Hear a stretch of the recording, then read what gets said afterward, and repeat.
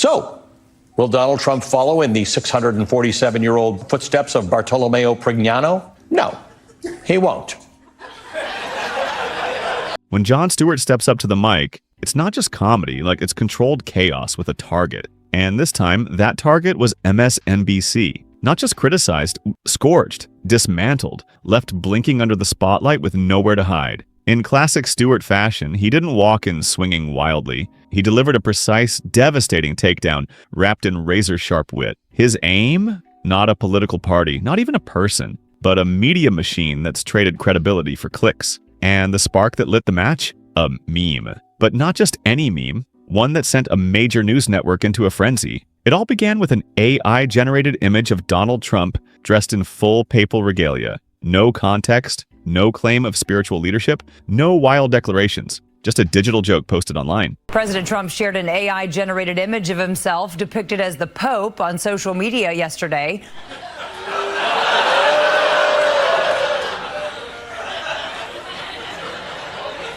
It was satire, clear as day, a visual gag. And for most people, it registered as exactly that, a cheeky online troll, nothing more. But then came MSNBC, and with them, the tone shifted. Suddenly, this meme wasn't harmless. It was hazardous. On-air discussions popped up analyzing the post like it was a leak from the Vatican. Hosts leaned into the gravitas, suggesting it was a calculated psychological tactic designed to confuse voters, manipulate religious sentiment, and subtly undermine democratic institutions. And that's when Jon Stewart stepped in. Not the most presidential thing, but Trump and the Pope do share the same taste in interior design, so it's not the worst fit.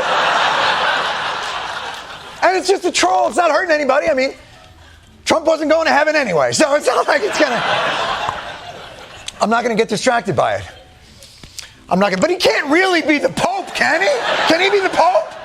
With one eyebrow raised and a verbal sledgehammer in hand. Rather than ignore the absurdity, Stewart highlighted it. He mocked the reaction not because he dismissed the need for accountability in media or politics, but because he knew, and everyone knew, that this was being blown out of proportion on purpose. He joked about how Trump, who isn't Catholic and isn't exactly known for his theological credentials, was somehow being framed as a threat to the church. The whole thing started to feel like an overproduced satire skit. Only it wasn't comedy. It was real coverage. And that's what made it dangerous, not because of Trump's meme, but because of how easily a media institution could stretch satire into scandal, all in the name of engagement. But Stewart wasn't just poking fun. He was warming up. Because underneath the laughter, he saw something deeper, a pattern of hypocrisy he was ready to expose. They knew it was a joke. Everyone did. So why treat it like a threat? Why turn a meme into a manufactured scandal? This wasn't confusion. It was calculation. And Stewart wasn't about to let that slide.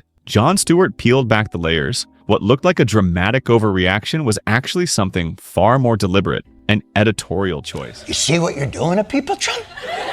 MSNBC's got to waste valuable airtime fact-checking your f***ing nonsense. Time they could have spent frowning, sighing, and rolling their eyes.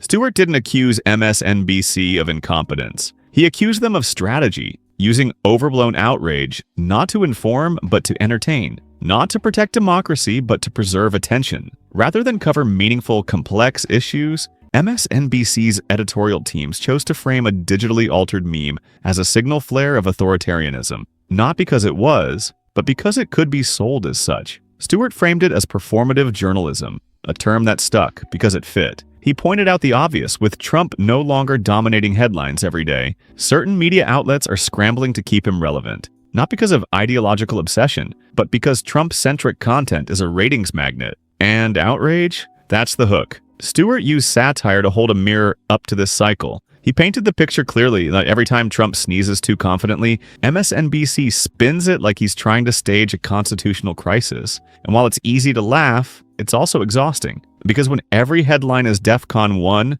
audiences stop trusting the alarm altogether. But that's just the surface. Because the problem wasn't just what MSNBC said, it was what they pretended to stand for. And that's where Stewart really went in. She may be more progressive than a lot of people. I also understand that she's one of the most articulate, exciting people in the Democratic field. She goes out with Bernie Sanders, and yeah, she just draws so many people. It's very good, very effective in hearings. They need somebody young like AOC, and again, it's not about ideology.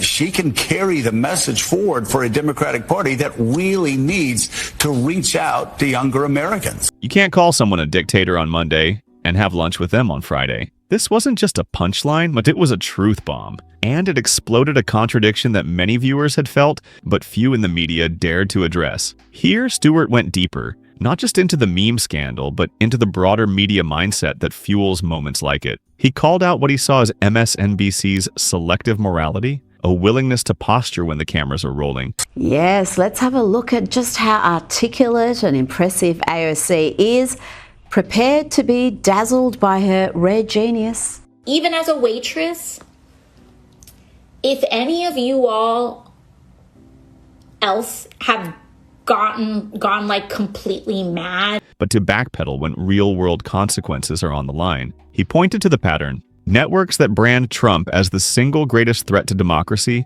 are often the same ones accepting sit-down interviews with him, running flattering coverage when it suits them, or softening their tone when access is at stake. Stewart wasn't angry that journalists speak to controversial figures. That's part of the job. What bothered him was the inconsistency, the performative rage that disappears the moment a photo op or exclusive interview is on the table. He framed it not just as hypocrisy, but as theatrical opportunism, the kind that undermines public trust, because if your outrage turns on and off like a studio light, then what does it actually mean? Stewart's point was clear. If you say someone's dangerous enough to compare them to historical tyrants, then you don't casually brush shoulders with them for a ratings bump. Either stand by your principles or admit that those principles were part of the performance. And just when you thought the contradictions couldn't get more blatant, Stewart pulled out one of the boldest media misfires in recent memory.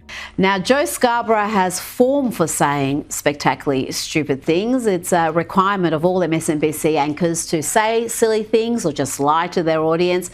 Remember when he said this not long before Joe Biden was forced to announce the end of his re-election campaign? I've said it for years now. He's cogent. But I undersold him when I said he was cogent. He's far beyond cogent.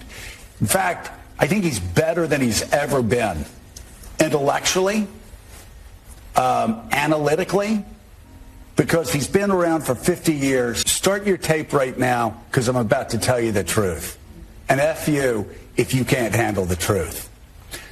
This version of Biden, intellectually, analytically, is the best Biden ever. Not a close second. And I've known him for years. The Brzezinskis have known him for 50 years. If it weren't the truth, I wouldn't say it. Best Biden ever, and F you if you can't handle the truth, dear, dear. Remember when they said Biden was sharper than ever? Jon Stewart does. It was said with such conviction you'd think it was scripted by a Hollywood screenwriter. MSNBC's Joe Scarborough didn't just defend President Biden, he elevated him, calling him the most intellectually capable version of himself ever seen. Not good for his age, not capable under pressure. No, the best Biden ever. A bold claim, a definitive statement, and as it turned out, a very poorly aged one. Jon Stewart never one to miss an easy layup, played that clip back, and the timing couldn't have been more brutal. Scarborough's effusive praise hit the airwaves just days before Biden stepped aside from his re-election bid, citing fatigue, mental clarity concerns, and pressure from within his own party. This wasn't a minor political pivot. It was a dramatic contradiction of what Scarborough had so confidently presented as fact. And Stewart didn't need to exaggerate. He let the tape speak for itself, then followed it up with the kind of smirking commentary that lands harder than any insult. The contradiction was staggering and undeniable. But Stewart didn't stop with Biden. He pulled up another familiar MSNBC talking point, Alexandria Ocasio-Cortez, often championed as the party's articulate new voice. He juxtaposed Scarborough's glowing praise with a montage of AOC interviews. Like whatever, you know, and like, or whatever, like, just like, it's like this, like, what people are starting to see, at least in the occupation of Palestine. You use the term the occupation of Palestine. What did you mean by that? I think what I meant is like the settlements that are increasing in some of these areas and places where Palestinians are experiencing difficulty in access to their housing and homes. Do you think you can expand on that? Yeah, I mean, I think I'd also I am not the expert on geopolitics on this issue, you know. Oh dear, that's AOC over the years. She really is the future. Ones where she visibly struggled to articulate positions on global issues or fumbled policy terminology under pressure. It wasn't mockery for mockery's sake. It was a contrast, a reality check. Stewart wasn't attacking AOC. He was calling out the disconnect between media narratives and actual public performance. A gap that mainstream outlets like MSNBC either don't acknowledge or actively hide. Then came the bigger point. It's not that people get things wrong, it's that MSNBC rarely admits when it happens. Stewart highlighted that their overconfidence doesn't come with accountability. When the reality of a story flips upside down, the network doesn't correct the record with equal energy. They just quietly move on, hoping viewers forget. And when that moment of accountability finally arrives, it's not on prime time. It's buried in a segment no one watches on a day no one remembers. When mistakes happen, real journalists own it. MSNBC buries it.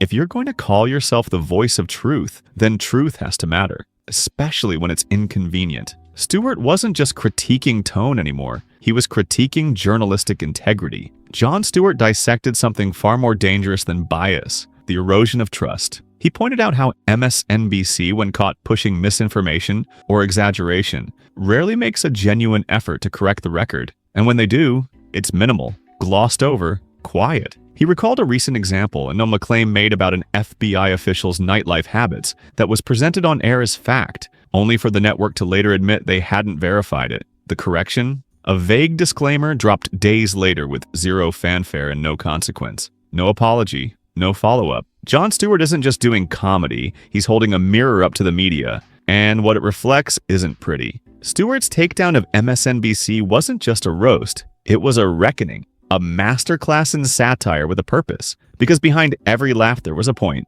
a call for honesty, a plea for responsibility. He exposed how performative outrage has replaced principled journalism, how narratives are often built on flimsy foundations, and when those foundations crumble, no one's held accountable. He reminded viewers that truth shouldn't depend on trending cycles or political convenience. It should stand on its own, even when it doesn't sell. Stewart didn't let his critique become partisan. He didn't defend Trump or praise chaos. Instead, he asked the bigger question, if the media holds others accountable, who holds the media accountable? And that's why it hit so hard. Because he's not fighting a person, he's fighting pretense. And he's doing it with honesty, humor, and more courage than most cable news hosts combined. So what do you think? Is Jon Stewart right about the double standards in modern media? Is outrage being used as a business model, or is there still space for truth in the noise? Drop your thoughts in the comments, and if you want more breakdowns that don't pull punches, hit that like button, subscribe, and turn on notifications. This conversation isn't over, not by a long shot.